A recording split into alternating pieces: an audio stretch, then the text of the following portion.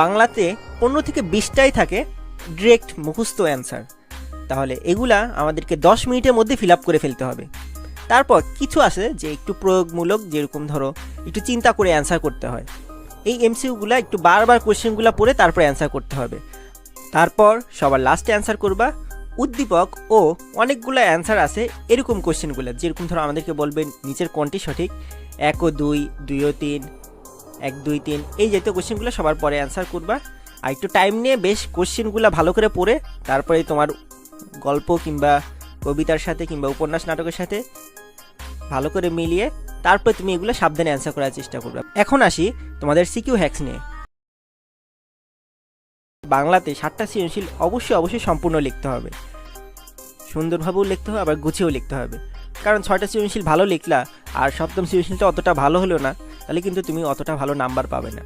তোমাকে সবগুলা সৃজনশীলই মোটামুটি ভালো লিখতে হবে, টাইম মেনটেন করে লিখতে হবে। 20 মিনিটের বেশি একটা সৃজনশীলও দেওয়া যাবে না। সবগুলা যখনই ধরো তোমার ঘড়িতে 20 মিনিট হয়ে গেছে, তখনই কি করতে হবে, তুমি যে অ্যান্সারটা লিখতেছিলে সেই অ্যান্সারটার লাইন কমপ্লিট করে ফিনিশিং লাইনটা কমপ্লিট করতে হবে। তারপর অন্য সৃজনশীলে যেতে হবে, তা নাহলে কিন্তু তুমি সময় পাবা না। একটা সৃজনশীল ভালো হবে তো আর একটা সৃজনশীল খারাপ হবে। এই কাজটা করা যাবে না, এই ভুলটা সবাই করে, এই ভুলটা করা যাবে না। সবগুলা সৃজনশীলই এভারেজ মোটামুটি চেষ্টা করবা যে ভালো করে লেখার জন্য, কাটাকাটি করা যাবে না, একটু গুছিয়ে লিখবা। কারণ বাংলা সৃজনশীলে নর্মালি 8-এর বেশি পাওয়া অনেক টাফ, তাই সবগুলা সৃজনশীল লিখতে হবে, আমাদেরকে অবশ্যই গুছিয়ে লিখতে হবে। So be careful. তুমি 20 মিনিটের জন্য এভাবে আইডিয়া নিতে পারো, ক এর জন্য 1 মিনিট, খ এর জন্য 3 মিনিট, গ ও ঘ এর প্রশ্ন ও উদ্দীপক পড়ার জন্য 1 মিনিট রাখা অনেক জরুরি। কারণ তুমি লেখার মাঝে যাতে বারবার আটকে না পড়ো, এই কারণে তোমার গ ও ঘ এর উদ্দীপক ও প্রশ্নটা অ্যাটলিস্ট ভালো করে 1 মিনিট সময় নিয়ে পড়া উচিত। তারপর গ এর জন্য 7 মিনিট রাখবা লেখার জন্য, আর ঘ এর জন্য লেখার সময় হলো 8 মিনিট। এভাবে মোট 20 মিনিটের মধ্যে তোমার একটা সম্পূর্ণ সৃজনশীল অবশ্যই লেখা শেষ করতে হবে। এখন আসি, একটা সৃজনশীল কয় পেজ লিখবো। একটা সৃজনশীল 4 পেজের বেশি লেখা উচিত না। তোমার হাতের লেখা অনুযায়ী তুমি লিখবে, তবে টাইম হচ্ছে গিয়ে 20 মিনিট।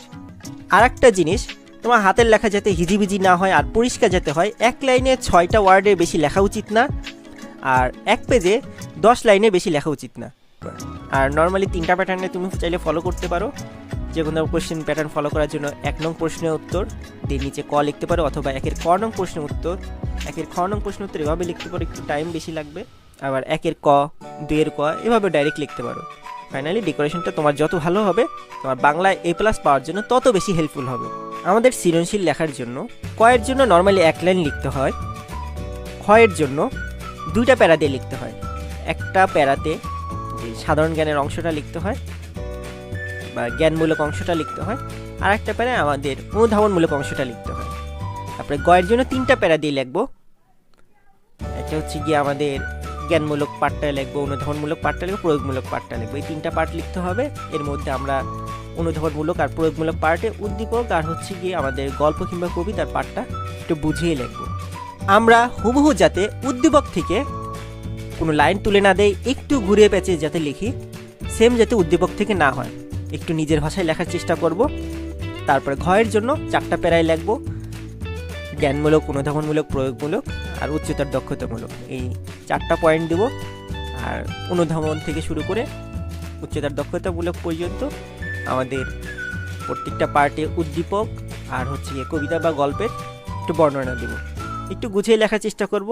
দরকার হয় 1 মিনিট সময় নিয়ে একটু প্ল্যান করে লিখবো, যাতে আমাদের হাতের লেখাটা তাড়াতাড়ি হয়, যাতে লেখার মাঝখানে কোনো কাটাকাটি না হয়, যাতে লেখার মাঝখানে চিন্তাভাবনা করে কোনো সময় নষ্ট করতে না হয়। সো এইভাবে MCQ আর সৃজনশীল তুমি সহজেই জয় করতে পারবে ইনশাল্লাহ।